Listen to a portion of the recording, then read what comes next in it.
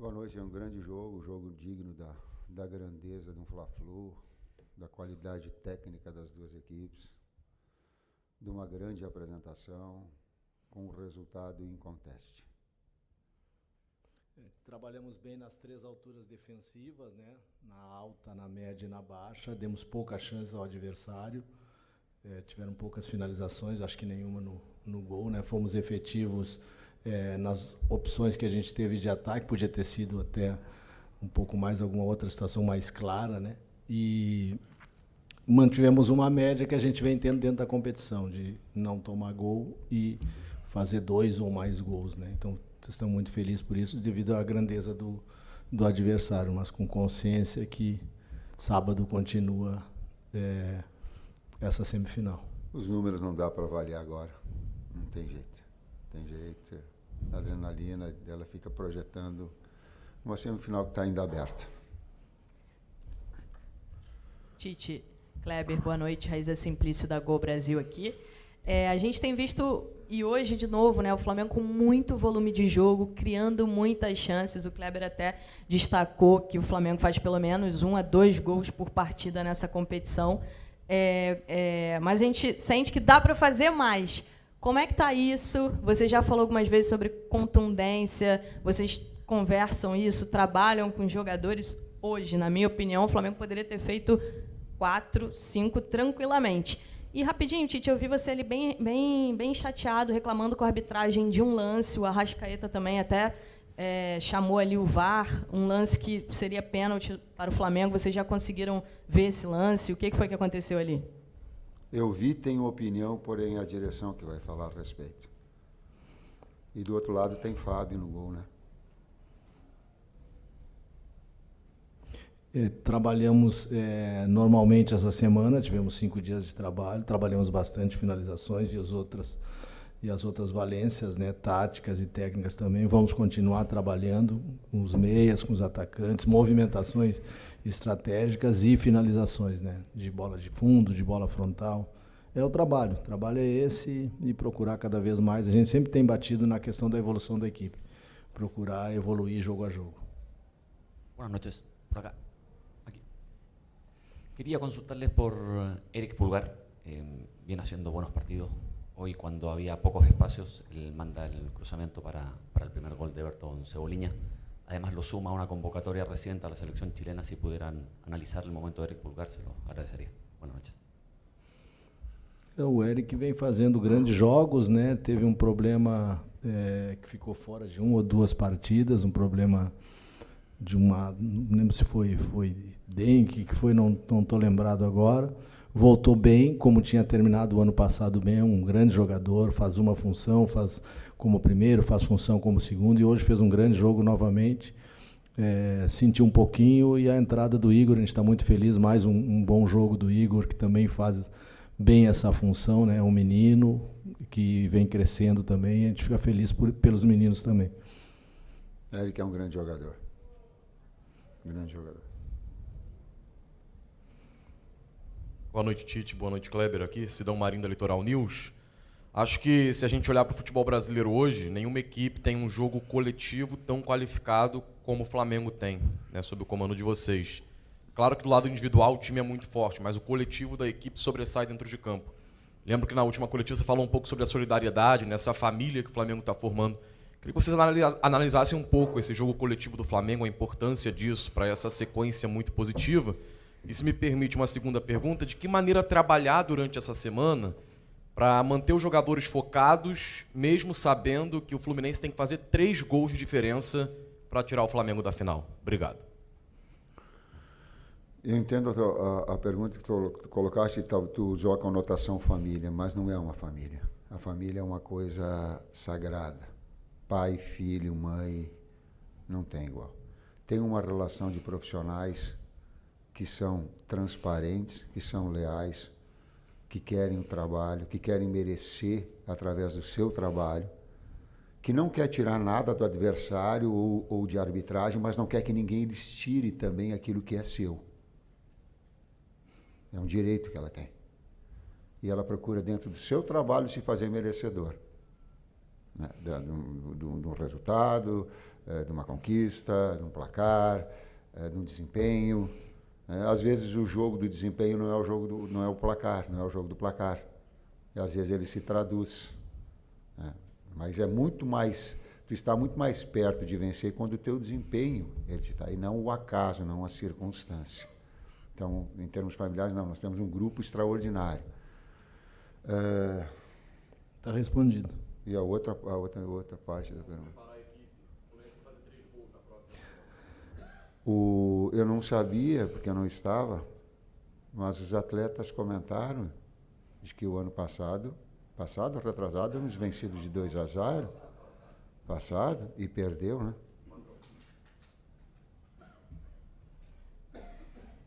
Tite, boa noite, Kleber aqui à sua direita. Parabéns pela vitória.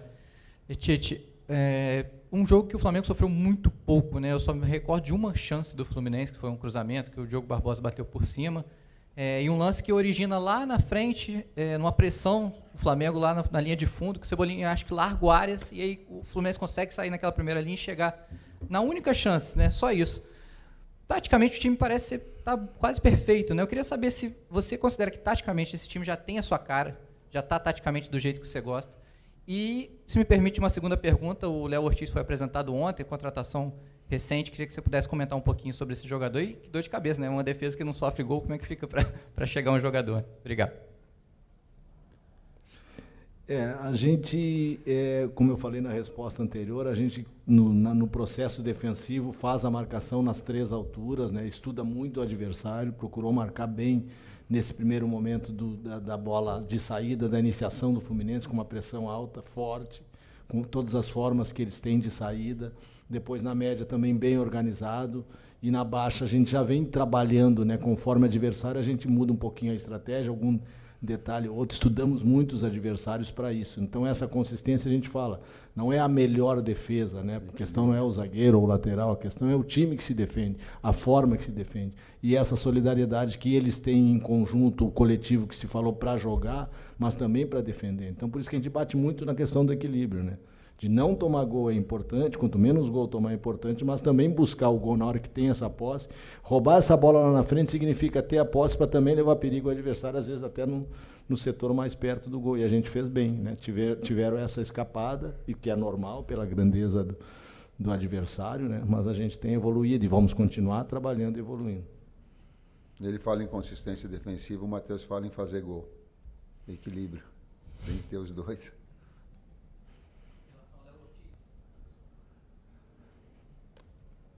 O Flamengo projeta, eu vou falar talvez pela direção, pelo Bruno, pelo Luiz Carlos, pelo Marcos, presidente. Ele projeta uma equipe a médio e longo prazo, independentemente do técnico. Então ele tem 2 atletas que estão jogando muito e selecionáveis. Ele tem um extraordinário jogador, que é o Davi, com toda a experiência. Ele tem um garoto surgindo e procurando seu espaço, que é o Bahia.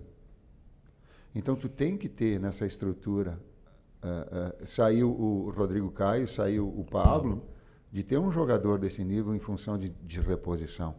E o Léo se encaixa tanto no perfil técnico quanto no perfil pessoa, para manter uma longevidade, digamos assim, colocar em diversas idades, diversos níveis, diversas experiências, esses atletas todos. O Bruno fez assim, então ele... Concordo.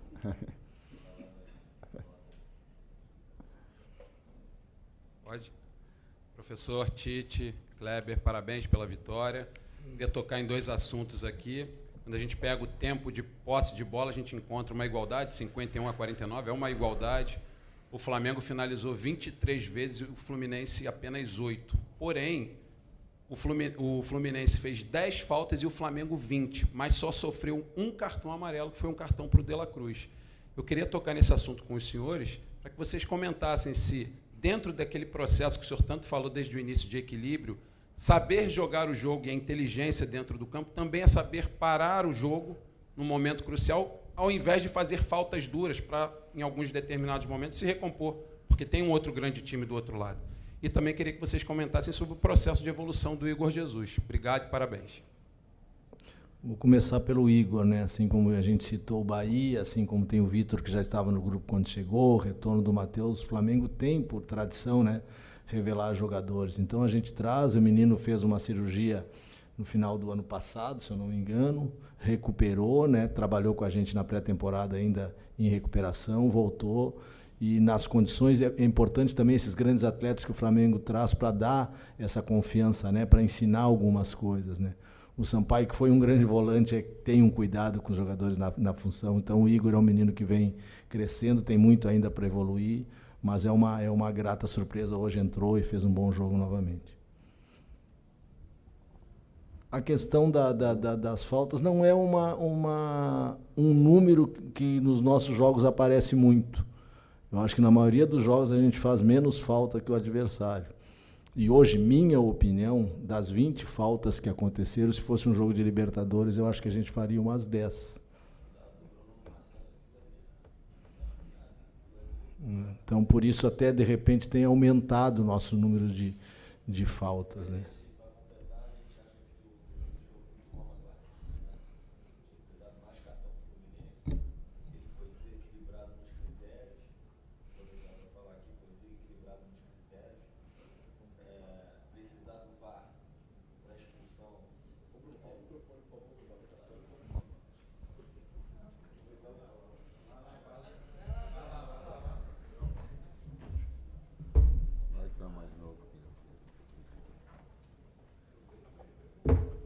Aproveitar e falar rapidinho da arbitragem.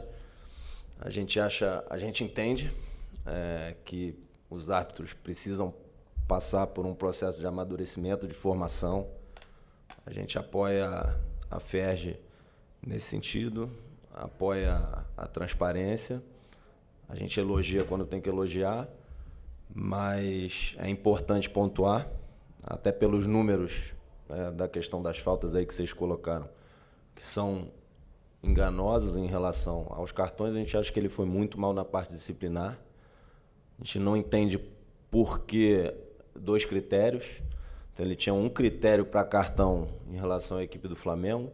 Se eu não me engano, o Arrasca sofreu umas 3 faltas parecidas com a que o Nico fez. O Nico levou o amarelo. Nas faltas que o Arrasca sofreu não foi dado amarelo. Tem uma entrada violenta do Felipe Melo no primeiro tempo, que não levou amarelo, e a gente não entende por que foi necessário o VAR, um lance duríssimo na frente do árbitro. Não sei se ele se era o último homem em direção ao gol, mas pela violência da falta e pelo critério que ele usou para dar o amarelo no Nico com tanta contundência, não entendi por que precisar do VAR. Para a gente, nitidamente, ele teve dois critérios. Assim, e isso não cabe num jogo de semifinal do campeonato da grandeza do Carioca. O pênalti a gente consultou ali na cabine do VAR. Depois até poderia divulgar as imagens. A justificativa deles é que teve uma falta do Nico no Martinelli, né? Antes da falta do Martinelli no Nico. Assim, a gente não conseguiu ver essa falta, mas a interpretação deles foi essa. Então, mas da parte do árbitro, o que a gente viu de mais grave aí foi a discrepância de critério na área disciplinar. E acho que não cabe num jogo desse, e a discrepância foi bem nítida ali. Ela fica gritante nessas faltas no Arrasca, em lances de transição ofensiva nossa, em relação ao amarelo no Nico. Não dá amarelo no lance violento ali do Felipe, que depois ele tomaria o segundo amarelo, já o Fluminense com 10 jogadores, e também precisar do VAR para dar um vermelho num lance de uma violência daquela ali, dando um amarelo no Nico do jeito que ele deu, é totalmente sem sentido.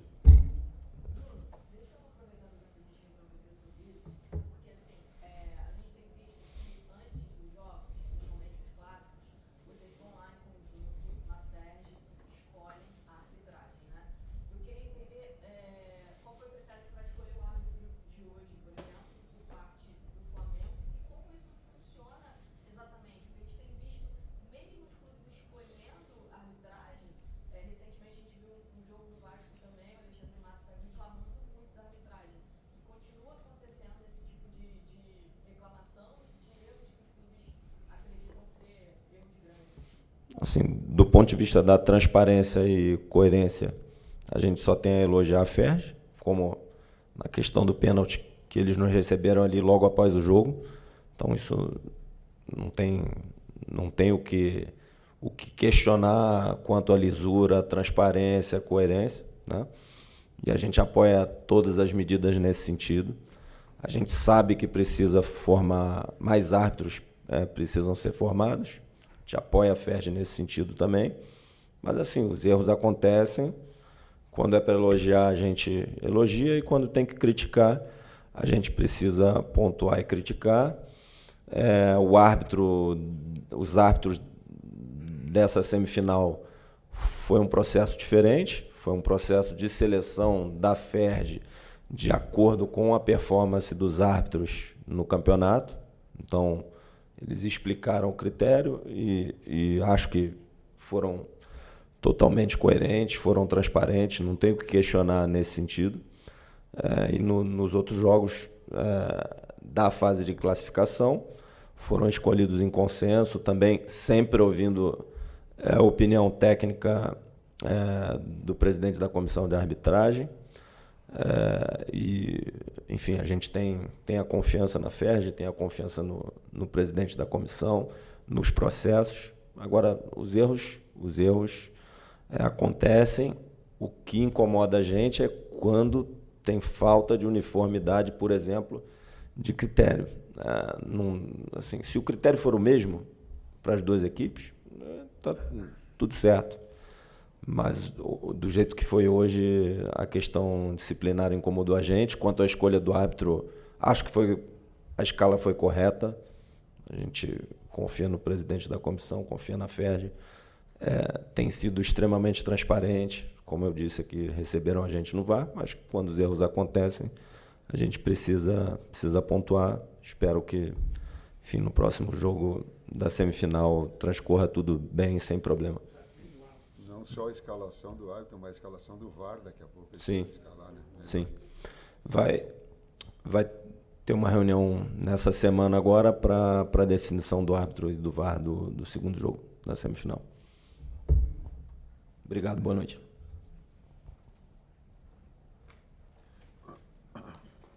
Professor Tite, boa noite, Kleber, Bruno Castanha. Eu queria comentar nessa questão do volume que o Flamengo teve no primeiro tempo, já foi falado, também da consistência. A gente fala do jogo passado, tomou 4, mas esse Flamengo nem finalização, pouquíssimas bolas vão ao gol. Mas como vocês já falaram muito sobre isso, então eu vou perguntar de uma outra situação, o Fábio não está aqui hoje, mas a gente enxerga uma evolução física, né, do Flamengo muito grande. Hoje, no final do jogo, por exemplo, a gente viu a Arrascaeta dando 2 carrinhos, recuperando, né, bola, até com Aras, talvez seja o jogador que mais corre, mais veloz, né, do time do Fluminense. Queria que vocês comentassem um pouquinho sobre isso. E só um detalhe que a gente também enxerga vindo ali de cima, muitas das vezes vocês trocam, né, você e o Matheus, pela bola parada, nesse momento que vocês fazem uma troca, o Matheus vai para a beira do campo ali e você sai, só para poder explicar isso para a gente também. Obrigado e parabéns pela vitória. Eu, Matheus e Kleber alternamos momentos, né, de orientação. Muitos deles são de bola parada, todas as bolas paradas, o Matheus está ali para fazer essa orientação. Eventualmente, em umas situações de bola andando, ele e Kleber, a gente fica alternando. Até para poupar o meu joelho um pouco. Quanto à questão da parte física, o Flamengo nos dá uma estrutura maravilhosa, física, né?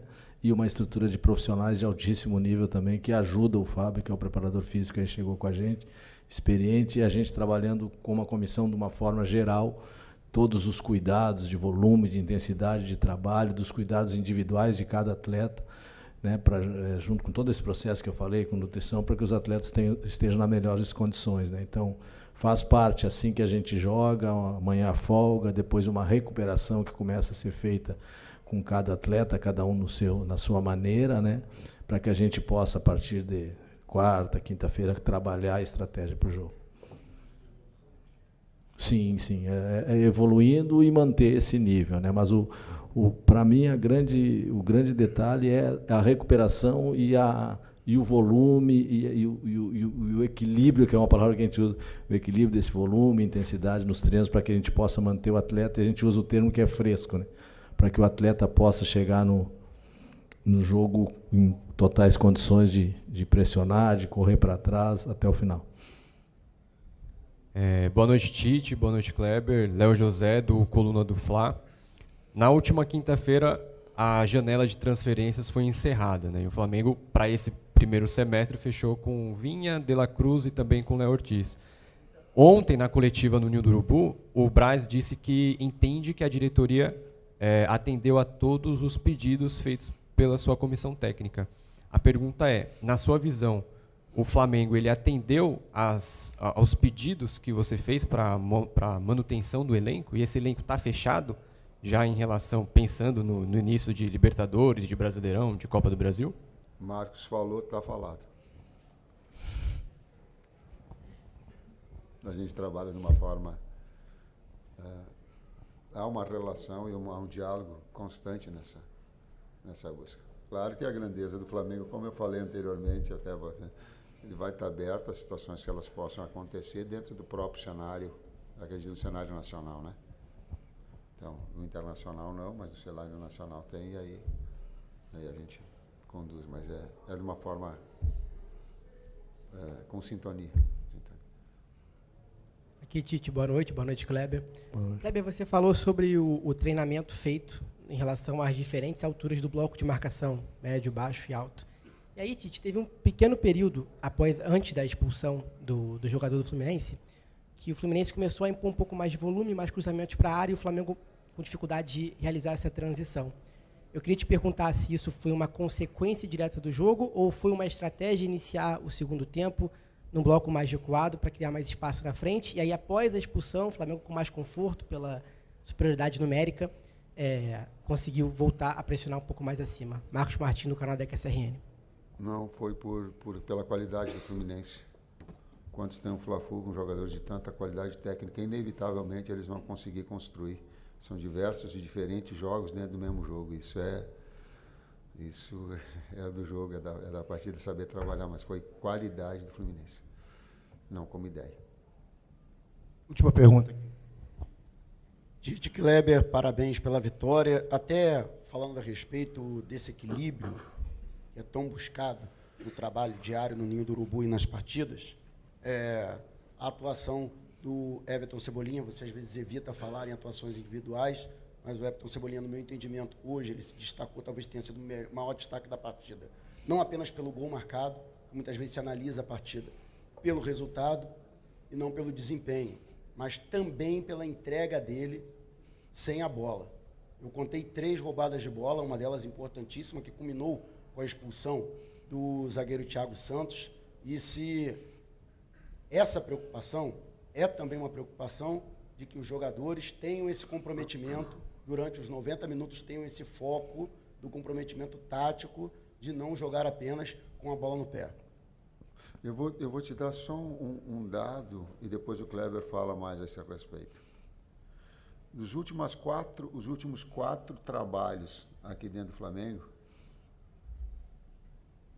e aí é méritos dele. Sabe quem fez mais gol como média? Qual treinador, no caso, né? Dos últimos Vitor 4? Pereira foi o que mais fez gol, como média. Então, o que eu coloco isso, em cima disso? Para a gente estabelecer, não só para cá, não só para lá, mas equilibrar essas situações. E eu busco olhar o saldo de gols. Quando tu olha o saldo de gols de uma equipe, tu consegue ter uma referência, para mim, estatística mais fidedigna daquilo que uma equipe se propõe. Se ela não faz gol, tem problema. Se ela toma gol demais, ela tem problema. Então, tu encontrar esse equilíbrio é difícil pra caramba, é muito difícil. Assim como é difícil o técnico vir aqui e ter uma série de jogadores, como eu abri a palestra hoje, que estariam em condições de começar o jogo. Pela qualidade, pelo trabalho que ele tem, pela prateleira que eles têm, uma série deles. E aí eu tenho que optar. E talvez não curta vitórias, não curta o trabalho na minha plenitude, porque também fico chateado em não dar oportunidade a tantos outros que mereciam. Mas esse lado humano, esse respeito que eu tenho a eles, e faço questão de colocar, porque abri a palestra dessa forma e sabíamos que ia ter que utilizar, esse respeito todos nós temos. Eu sou porta-voz, o César está me olhando, o Matheus, o Bruno, o Lucas está me olhando. Nós temos um respeito muito grande a eles. Eu sei do dia a dia. Atrás da cortina, eu sei o quanto eles trabalham. E não é trabalho de faz de conta. E ele é com os problemas, sim, mas ele é transparente, ele é leal, ele é direto.